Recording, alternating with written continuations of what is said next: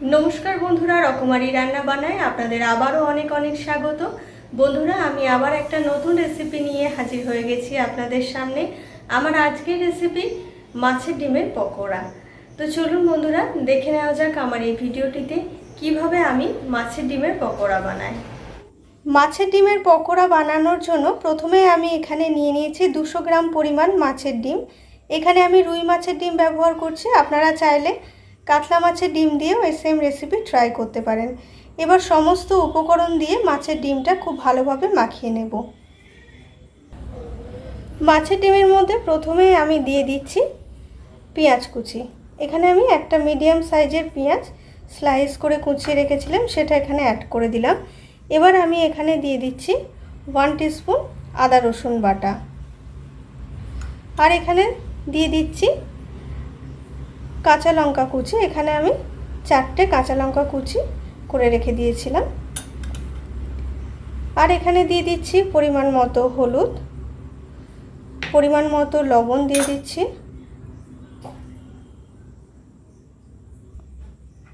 দিয়ে দিচ্ছি 1 টিস্পুন জিরে গুঁড়ো,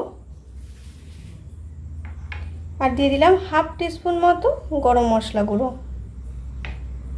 সব শেষে দিয়ে দেব বেসন। পরিমাণ মতো বেসন দিয়ে আমি খুব ভালো করে মাছের ডিমটা মাখিয়ে নেব। অল্প অল্প করে বেসন দেবো আর মাখাতে থাকবো। ডিমটা আমি একটুও জল দেব না মাখানোর সময়।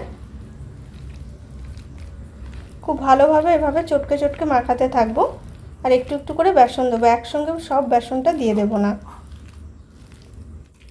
অল্প অল্প করে বেসন দিয়ে দিয়ে খুব ভালো করে আমি চটকে চটকে মাছের ডিমটা সমস্ত উপকরণের সঙ্গে ভালোভাবে মাখিয়ে নিয়েছি।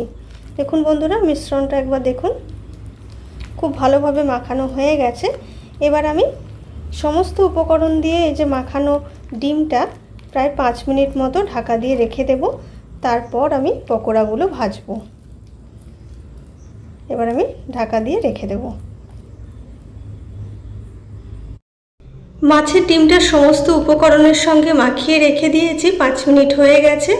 এবার ফ্লেম অন করে কড়াই গরম করে কড়াইয়ের মধ্যে দিয়ে দিলাম পরিমাণ মতো সাদা তেল। আমি পকোড়াগুলো সাদা তেলে ভাজছি, আপনারা চাইলে সর্ষে তেলেও ভাজতে পারেন। তেলটা খুব ভালো করে গরম করে নিয়েছি। এবার তেলের মধ্যে সমস্ত উপকরণ দিয়ে মাখানো মাছের ডিমটা পকোড়ার আকারে করে করে এক এক করে আমি তেলের মধ্যে ছেড়ে দিচ্ছি। পকোড়ার সাইজগুলো আমি খুব বড় করছি না, আবার খুব ছোটও করছি না। আপনারা আপনাদের পছন্দ মতো শেপ দিয়ে পকোড়াগুলো বানাতে পারেন। পকোড়াগুলো আমি মিডিয়াম টু হাই ফ্লেমে লাল লাল করে ভেজে নেব। বন্ধুরা, আপনারাও যখন মাছের ডিমের পকোড়াগুলো ভাজবেন বা যে কোনো পকোড়া ভাজবেন, তখন মিডিয়াম টু হাই ফ্লেমে ভাজবেন, তাহলে ভেতরটা খুব ভালোভাবে কুক হয়ে যাবে আর বাইরেটাও খুব ভালো মুচমুচে হয়ে যাবে। কিন্তু যদি হাই ফ্লেমে ভাজতে থাকেন তাহলে বাইরেটা তাড়াতাড়ি মচমচে হয়ে যাবে আর ভেতরটা খুব ভালো করে কুক হবে না। মাছের ডিমের পকোড়া আমি যত রকম করে বানিয়েছি আজ পর্যন্ত, সব থেকে এইভাবে বানালে আমার খেতে ভালো লাগে। আপনারা অবশ্যই একবার বাড়িতে এইভাবে মাছের ডিমের পকোড়া বানিয়ে খেয়ে দেখতে পারেন। দেখুন বন্ধুরা, পকোড়াগুলো আমি মিডিয়াম টু হাই ফ্লেমে একটা দিক প্রায় 2 মিনিট করে ভেজে নিচ্ছি। একটা দিক একটু লাল লাল করে ভাজা হয়ে গেছে। এবার আমি পকোড়াগুলো সব উল্টে দেব। মাছের ডিমের পকোড়াগুলোর প্রত্যেকটা দিক আমি মিডিয়াম টু হাই ফ্লেমে প্রায় 2 থেকে 2.5 মিনিট করে ভেজে নেব, তাহলে খুব ভালোভাবে ভাজা হয়ে যাবে। দেখুন বন্ধুরা, আমি লাল লাল করে মাছের ডিমের পকোড়াগুলো ভেজে নিয়েছি। কত সুন্দর কালারটা হয়েছে, দেখতে কত ভালো লাগছে দেখুন। খুব ভালো করে তেল ঝরিয়ে পকোড়াগুলো আমি প্লেটে তুলে নিচ্ছি। প্রথম ব্যাচটা তো আমার ভাজা হয়ে গেল, আমি সব তুলে নিচ্ছি।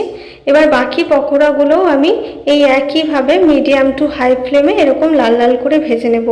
আপনারা তো দেখলেন বন্ধুরা, কত সহজে আর কত কম উপকরণে আর কত কম সময়ে পকোড়াগুলো সব ভাজা হয়ে গেল। দেখুন বন্ধুরা, আমি পকোড়াগুলো সব সার্ভ করে দিয়েছি। বাড়িতে যদি কোনো গেস্ট আসে আর যদি মাছের ডিম আপনাদের কাছে থেকে থাকে, তাহলে অবশ্যই চা বা কফির সঙ্গে এই মাছের ডিমের পকোড়া আপনারা সার্ভ করতে পারেন। হয়ে গেল আমার আজকের রেসিপি মাছের ডিমের পকোড়া। আপনারা তো দেখলেন বন্ধুরা, কত কম উপকরণে কত কম সময়ে কত সহজে মাছের ডিমের পকোড়া হয়ে গেল। এটা সন্ধেবেলা চা কফির সঙ্গেও খেতে খুব ভালো লাগে, আবার যদি আপনারা চান ভাত দিয়েও খেতে পারেন। তো বন্ধুরা, অবশ্যই একবার এইভাবে মাছের ডিমের পকোড়া বানিয়ে বাড়িতে খেয়ে দেখবেন, আশা করি আপনাদের ভালো লাগবে। আজকের এই ভিডিও আপনাদের কেমন লেগেছে অবশ্যই কমেন্ট বক্সে কমেন্ট করে জানাবেন, আর ভিডিওটি ভালো লাগলে অবশ্যই লাইক করে দেবেন, আর আমার চ্যানেলটিকে সাবস্ক্রাইব করে আমার পাশে থাকবেন, পাশে থাকা বেল বাটনটা প্রেস করে দেবেন সবার আগে আমার ভিডিও নোটিফিকেশন পাওয়ার জন্য। ফিরে আসবো আবার একটা নতুন রেসিপির ভিডিও নিয়ে। আপনারা ভালো থাকবেন, সুস্থ থাকবেন, নমস্কার।